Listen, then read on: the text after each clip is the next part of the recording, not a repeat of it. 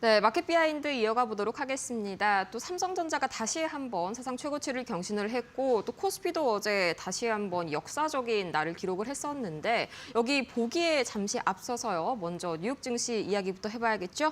오늘은 이영훈 IM증권 서울금융센터 이사 모시고 가장 먼저 뉴욕 증시 이야기부터 해보도록 할게요. 어서 오세요. 네, 안녕하십니까. 네, 밤사이에 뉴욕 증시 이제 좀 금리 인하 훈풍이 진정되니까 다시 한번 좀 빅테크 쪽에 좀 이제 개별주 장세가 좀 다시 한번 나타나고 있는 그런 흐름입니다. 뭐 모멘텀은 굉장히 뚜렷한데 엔비디아는 오픈 AI, 그다음에 하이퍼스케일러가 좀 많이 약세를 보였는데 이게 또 약간 이번에 우리 조지아주 공장을 연상케 하는 좀 그런 일이 있었더라고요. 근데 지금 지난주부터 계속 말씀드렸지만은 네.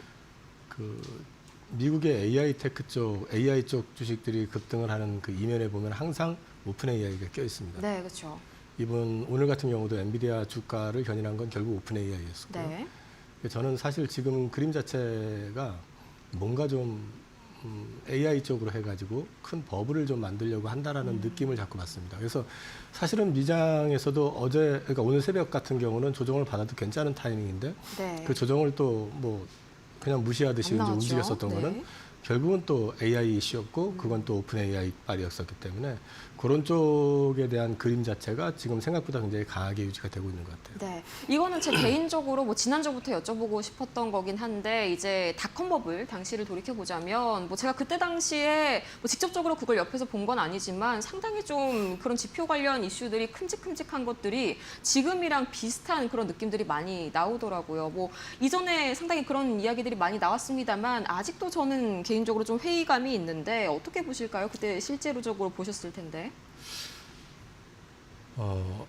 일단 버블이라고 하는 말 자체는요. 네. 이게 숫자로 가늠이 되지 않으면서 포모가 극단에 달했을 때 발생이 되는 거거든요. 네. 근데 지금 보면 엔비디아만 가지고도 뭐 PER이 몇 배니까 과열 구간 들어왔네, 비싸네 이런 얘기를 하잖아요. 네. 그때하고 차이는 돈을 벌고 있다는 얘기거든요. 네. 그때는 사실 돈보다는 그냥 보여주는 걸로 흥분해가지고 급등하고 무조건 IT다 하면 다 급등하고 이런 네. 식이었었는데 지금은 사실은 숫자로 찍혀가면서 움직이고 있는 거기 때문에 아직은 뭐 버블이다라고 지금 단정할 수 있는 단계까지는 안 왔지만 네. 전반적인 그림 자체가 2주 전부터 지금 주가를 견인하는 모습들 자체가 가만히 보면 네. AI 쪽이라는 거죠. 또 AI가 계속 말씀드리지만 오픈 AI의 샘얼트만이 AI 버블 얘기를 자기가 해놓고 나서 자기가 여기저기다 지금 발주를 내면서 진로되고 네, 있고 그렇죠. 오늘은 엔비디아로부터 $1,000억 또 자금 받았다 해가지고 또 급등하고 그 돈 받으면 또 지르겠죠. 이게 무슨 얘기냐면은 결국 가가지고 지금은 인지를 못하고 있는데 어느 순간에 포모가 오게 되면 그렇죠. 이게 숫자를 보는 게 아니라 뭘 사야 될까만 고민을 하게 될 때가 있어요. 근데 이제 그런 시점까지는 아직 안 왔기 때문에 버블이라고 하긴 좀 그래요. 근데 지금 현상을 가만히 놓고 보면은 또 3저 현상하고도 맞물려 있어요. 네. 그러니까 애매하게 지금 골디락스 그림이 나올 가능성도 있다는 얘기거든요. 이제 이런 것들이 시장을 좀 지탱시켜 주는 것 같고 또 트럼프 대통령이 지금 그림을 그렸었던 대로 어찌됐든 움직이잖아요. 네. 뭐 스티브 마이라는 이번에 연말까지 150bp 날아야 된다고 그쵸. 얘기. 평가는 안 하겠습니다만 하여튼 오늘도 또 그 얘기를 했죠. 이제 150bp를 못 내렸는데 남은 거는 어쨌든 또 125bp를 내려야 된다. 뭐 이런 얘기를 또 했는데 그런 게 지금 당장에는 무시될 수도 있어요. 닐 카시칼이나 보우만 같은 이사 같은 경우는 오히려 연내 한 번 정도 하면 되지 추가적으로 두 번 할 필요 없다는 뇌파적인 얘기도 이야기들도 했었죠. 많이 나왔습니다. 근데 그 사이에. 사실은 전체 무게추는 스티브 마이런 쪽으로 기울 가능성이 있다는 얘기죠. 그래서 이 부분이 저는 일회성으로 끝날 것 같지는 않고 네. 조정을 받아도 생각보다 당장에는 크게 나올 가능성은 없다. 다만 어디에서 금융 리스크가 터질지 여부는 계속 모니터링을 해야 되거든요. 그러니까 이제 글로벌리 보면은 한동안 프랑스 얘기가 한참 심하게 나왔었죠. 네. 근데 조용하잖아요. 그렇죠. 불신임 되고 나서는 좀 잠잠했었죠. 그게 뭐냐면은 프랑스 뒤에는 유럽연합이 있거든요. 네. 예, 거기는 서포팅이 가능하거든요. 그리고 프랑스가 망가지게 되면 유럽연합은 거의 붕괴 수순으로 가기 때문에 네. 그 붕괴를 원치 않기 때문에 그건 든든한 뒷배가 있어요. 이제 그런 데는 괜찮은데 그렇지 않은 어떤 제3의 국가에서 좀 규모가 있는 국가에서 문제가 발생이 될 경우는 그게 어떤 블랙스완이 될 수는 있지만 현재까지는 저도 그런 거 찾아보고 있는데 특별히 보이는 건 없거든요. 예, 그래서 지금까지 보여지는 바로는 어쨌든 조정의 기회일 가능성이 높다 지금은. 네. 그렇게 말씀드리겠습니다. 그 말씀을 해주신 대로 이제 약간 좀 조용하던 유럽 이슈가 최근 들어서 다시 또 약간 좀 스물스물 나오고 있습니다. 또 밤사이에 영국 그다음에 프랑스까지 국채 금리가 좀 재정 이슈 때문에 튀는 움직임이 나왔는데 뭐 다행히 뉴욕 증시 3대 지수는 결과적으로는 이 마이런 영향 따라가지고 그대로 양전한 상태에서 마무리가 됐고요. 또 이제 워낙 그간의 유동성을 실적이 그 전까지는 뒷받침을 해줬다 보니까 그 전에 닷컴 버블과는 그런 측면에서는 좀 차별화가 되지 않나 싶은 그런 요새 장세네요. 이어서 또 마이크론도 이제 뉴욕 증시 화요일 장 마감 이후에 그러니까 우리 기준으로는 수요일 새벽 5시경에 실적 발표를 앞두고 있죠. 뭐 보니까 HBM4 단가가 뭐 3 대비해서 뭐 50%가 넘는다. 뭐 이런 굉장히 숫자적으로 봤을 때에는 걱정이 안 되는데 이제 컨퍼런스 콜에서 관련된 이 HBM4 관련된 내용 하이닉스를 견제할 수 있는 그런 한 방이 나올까요? HBM4 관련해가지고는 베이스타임 문제 때문에 지금 마이크론이 지금 진입이 녹록지 않다는 얘기들이 흘러나오고 있습니다. 그렇죠. 현재까지는 양산이 가능한 거는 하이닉스밖에 없고요. 삼성전자 역시도 이제 샘플을 일단 제공을 했고 샘플 양산과 관련된 부분들은 지금 아직까지는 구체화된 것 같지는 않아요. 근데 지금 어찌됐든 지금 그래서 삼성전자를 더 주목하고 있는 거는 네. HBM 시장에서 삼성이 만년 3등으로 이제 떨어져 있었는데 어쨌든 사활을 걸고 HBM4 시장 진입을 지금 목표로 하고 있고 만약에 진입이 된다고 할 경우에는 이제 캐파로 밀어붙이겠다는 얘기를 하고 네. 있단 말이에요. 수율이 좀 덜 나가도. 그렇게 될 경우는 지각 변동이 좀 일어나게 될 거고 그렇게 될 경우에는 마이크론 테크놀로지가 주목을 받았었던 거는 HBM에서의 이제 넘버 2의 위상 그리고 레거시 쪽인데 네. 이 HBM 쪽에서 약간의 노이즈가 발생할 여지는 있다. 그래서 이번에 이제 포워드 가이던스 제시할 때 HBM4와 관련돼 가지고 어떻게 말을 하는지 아마 그걸 시장은 주목하지 않을까 싶습니다. 네, HBM4 관련 포워드 가이던스가 상당히 중요하게 작용을 할 것이다. 또 이번에 엔비디아 측에서도 소캠 1을 백지화하고 바로 좀 2로 건너뛴 만큼 소캠 1에 좀 차별화를 가지고 있었던 마이크론 측이 좀 타격을 많이 입지 않을까 하는 개인적인 우려도 지금 들고 있네요. 또 이어서 이야기를 좀 하자면 삼성전자 이게 퀄 테스트 가지고 주 초반에 굉장히 좀 많이 들쑥날쑥했는데 뭐 결과적으로 봤을 때 22일 기준으로 이제 사실이 현재로서는 아니다라고 이야기가 나왔습니다. 근데 뭐 이렇게 이야기가 나왔다는 거는 조만간 정말 코앞에 두고 있다 이렇게 해석해도 괜찮은 걸까요? 퀄 테스트 마지막 단계까지 들어가 있는 거는 확인이 된 것 같고요. 네.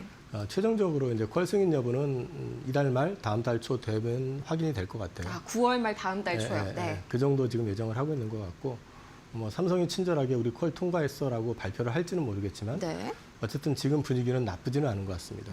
그래서 이제 삼성이 HBM에 대해서는 답이 없다라고 봤었던데 네. 어쨌든 뭐 뒤늦게라도 이제 HBM3 퀄 테스트 통과하고 지금은 포에 집중을 해가지고 매달리고 있다라는 걸 이제 그런 것들이 사실 삼성전자에 대해서 이제 새로운 플러스 알파를 갖다 기대할 수 있는 그런 모멘텀으로 작용하고 있는 것 같습니다. 네, 확실히 뭐 끝날 때까지는 끝난 게 아니라고 이게 HBM4로 넘어가면서 다시 한번 좀 판도가 짜여지는 그런 그림이 나옵니다. 또 거기에다가 저는 좀 실망 매물이 나오지 않을까 했는데 뭔가 타이밍이 좋게 모건 스탠리 쪽에서 뭐 웬일로 우리 반도체에 긍정적인 리포트를 내놨습니다. 어떤 내용이었을까요? 표현하기가 그런데 그냥 제가 느끼면은 네. 그냥 자기 변명성 리포트였는데 그렇죠. 전반적으로 봤을 때는 어쨌든 빅사이클에 대한 이제 언급을 했고 이게 또 시장을 또 자극하는 트리거가 됐던 것 같아요. 네. 여기에 더해가지고 말씀하셨던 것처럼 앞서 HBM3 퀄 테스트 통과 얘기도 나왔었고 파운드리 쪽에서 이제 추가 수주 얘기 그것도 네. 나오면서 사실은 지난주 금요일 날 삼성전자가 8만 원 밑으로 다시 빠지면서 기간 조정 가능성을 좀 보여줬었는데 네. 그리고 실제로 수급을 보면 외국인들이 그날은 좀 적극적으로 안 샀거든요. 그러니까 네. 많이 사는 쪽도 있었지만 좀 팔아가지고 수급 밸런스가 좀 맞춰지는 그림이었는데 어저께 다시 800만 주 이상을 매수하면서 주가를 한 단계 더 땡기는 트리거가 됐던 것 같습니다. 네, 기본적으로 뭐 뉴스도 다양했었고 그가 워낙 이렇게 SK 하이닉스가 좀 독주하는 모습을 보였다 보니까 찬집 빈집 개념도 어느 정도는 함께 작용을 수급적으로 했었던 것 같습니다. 또 이어서 반도체뿐만이 아니라 어제 알테오젠이 상당히 또 시장의 화두에 올랐었죠. 이제 장중에는 뭐 12%가량 급등 보였는데 아쉽게 좀 윗꼬리를 길게 달았습니다. 7%대 강세 마감이 됐습니다. 이게 뭐 앞으로도 쭉 파이프라인이 좀 단단하게 자리를 잡은 거겠죠. FDA 승인이 났다는 얘기는 SC 제형으로 변경을 사실상 알테오젠에서 처음 시도했던 게 성공을 했다는 얘기잖아요. 그렇죠. 그러면 이제 사노피라든지 산도즈라든지 이제 그동안 같이 라이센스 아웃 계약을 했었던 회사들 그 파이프라인에 대한 가치는 더 올라갈 수밖에 없습니다. 그리고 앞으로 SC 제형에 대한 수요는 꾸준히 늘기 때문에 네. 추가 라이센스 아웃 가능성도 여전히 열려 있다고 봐야 되거든요. 그래서 알테오젠은 이제 돈 버는 그 바이오텍으로 자리를 잡을 거고 거기에 따른 주가 재평가는 어쨌든 어저께 밀리고 뭐 오늘 또 밀릴지 모르겠지만 네. 재평가는 지속될 가능성이 높다고 저는 보고 있습니다. 네, 제형 자체가 상당히 혁신적입니다. 병원에 그대로 누워가지고 뭐 30분 동안 링거를 통해서 맞아야 되는 거를 정말 뭐 1, 2분 내에 따끔하는 피하 주사로 이렇게 마무리를 할 수가 있다는 게 이게 뭐 앞으로도 굳이 항암제뿐만이 아니라 더욱더 영역을 넓혀갈 수 있지 않을까 하는 그런 기대감이 보이는데 뭐 바이오는 어제 알테오젠이 다 했다고 볼 수가 있겠습니다만 계속해서 뭐 금반지 이슈도 뭐 2주 전부터 들려오더라고요. 참 이런 이름을 붙이는 걸 좋아하는 것 같습니다. 금반지 앞으로도 좀 계속해서 금반지로 남을 수 있을까요? 지금 일단 시장의 주도주가 상반기엔 조방원전이었었다면은 네. 지금 최근에는 반도체가 주도를 하고 있죠. 네. 근데 그 중간에 금융주하고 지주회사가 한번 움직였었어요. 상법 개정 이슈하고 뭐 이런 것들 때문에. 근데 이 부분이 최근에 보시면 반도체만 지금 가고 있고 금융주하고 그다음 지주회사는 약간 좀 슬로우해지고 있는데 네. 추가 상법 개정이 지금 예고가 돼 있는 상태입니다. 그럼 이제 상법 개정이 어떤 식으로 진행이 되든 간에 관련돼 있는 부분들이 코멘트가 나올 거고 또 연말 가기 전에 배당소득 분리과세 이슈라든지 이런 것들이 확정이 된다 그러면 네. 이쪽 시장, 이쪽 섹터 역시도 시장에서는 어쨌든 흐름이 괜찮을 가능성이 높고요. 그런 맥락에서 보면은 상반기에는 선택 대안이 없었기 때문에 살 거 없으면 조선주나 방산주나 원전주를 샀었는데 이제는 살 때가 많아졌죠. 반도체도 있고 또 금융, 지주회사까지 이제 합쳐진다 그러면은 선택지가 바이오까지 합치면 그러면 선택지가 많아졌기 때문에 오히려 시장은 좀 어느 정도 AI 관련해 가지고 이쪽이 끝까지 밀어붙인다 그러면 사실은 좀 나머지가 좀 버벅거릴 수는 있긴 하지만 그럼에도 불구하고 이것만 갔을 때 부담을 느끼는 걸 갖다가 이쪽이 쉬어가면서 다른 쪽 섹터가 채워지는 네. 그런 시장의 질은 어떻게 보면은 지금보다는 좀 나아질 수도 있는 전체적인 순환매를 그릴 수 있는 그런 그림이 좀 되지 않을까 싶습니다. 네, 확실히 이렇게 좀 시장의 주도주가 변화하는 모습을 보자면 확실히 상반기에는 좀 이제 관세 무풍지대 관련 업종들이 크게 영향을 받았었고 하반기 들어서는 이 금리 인하 기대감 따라서 움직이는 섹터들이 좀 힘 받아가는 그런 모습들도 좀 우리가 살펴볼 수가 있겠네요. 이어서 어제 코스피가 또 장중에 사상 최고치를 경신을 했는데 제가 약간은 조금 의심이 많지 않습니까? 보니까 아쉬운 점이 수급이 여전히 좀 대형주 쪽에 많이 집중이 되어 있고요. 또 섹터별 쏠림도 여전하고요. 뭐 하락 종목 수가 더 많은 그런 장세다 보니까 우리 투자자분들이 느끼시기에는 그렇게 체감이 잘 안 되실 것 같습니다. 지금은 뭐 반도체 중심으로만 움직이는 장이다 보니까 네. 그 외에 수급들을 다 반도체가 지금 잡아가고 있는 분위기고 흡수하고 있죠. 고객 예탁금도 보시면은 증시 주변 자금이 들어와 가지고 예탁금이 늘어나는 게 아니라 왜 개인 투자자들이 주식을 판 돈을 빼지 않고 가져가다 보니까 네. 예탁감이 늘어나는 그런 패턴이기 때문에 아직까지는 시장에서 지금 진입을 노리고는 있는 자금들이 많은데 아직까지 들어오고 있는 것 같지는 않아요. 그럼 뒤집어 놓고 얘기하면은 어떤 기회가 된다 그러면 그 자금들이 더 들어올 수 있는 그런 룸이 있다라는 얘기거든요. 그래서 시장 자체는 저는 조정을 받을 때가 기회일 가능성이 높다라고 여전히 생각을 하고 있고요. 그런 맥락에서 봤을 때는 조정을 받는 게 모두한테 좋을 수 있겠지만은 또 기다리는 조정은 잘 안 오는 것 같아요. 네. 그래서 저도 지금 이게 이렇게까지 가야 되는 게 맞나 싶으면서 놀래면서도 한편으로는 아까 잠깐 언급하셨지만은 2000년대 그 IT 버블 그때를 생각해 보면은 그 궤적이 비슷하기 때문에 네. 그럴 수 있겠구나라는 생각을 하고 있습니다. 마찬가지로 반도체가 거의 뭐 블랙홀로 작용을 하고 있는 요즘 코스피입니다. 또 반대로 코스닥은 코스피 강세에 비해서 그렇게 가주지 않는다는 점이 또 참 아쉬웠는데 뭐 반도체 소보장 특히나 코스닥 쪽에 조금 더 온기가 돌 수 있을 것 같은데 계속해서 그러지 못하는 그런 모습들이 나오고 있습니다. 이 부분 좀 하반기 가면 갈수록 개선이 될까요? 개인 투자자들이 증시 본격 들어오기 시작하면은 코스닥도 키 맞추기 할 거라고 보거든요. 네. 어차피 외국인들은 알려진 회사를 삽니다. 네. 그리고 숫자가 있는 회사를 사고 대한민국 대표 회사를 사거든요. 근데 지금은 또 섹터로 나눠 보면은 노이즈가 없는 섹터를 삽니다. 그게 반도체입니다. 지금 보면은 자동차도 안 사고 있고 우리나라 지금 많이 올라 있는 뭐 조박원 쪽도 지금 사실은 외국인들이 샀다 팔았다 하고 있지 적극적으로 네. 안 들어오고 있습니다.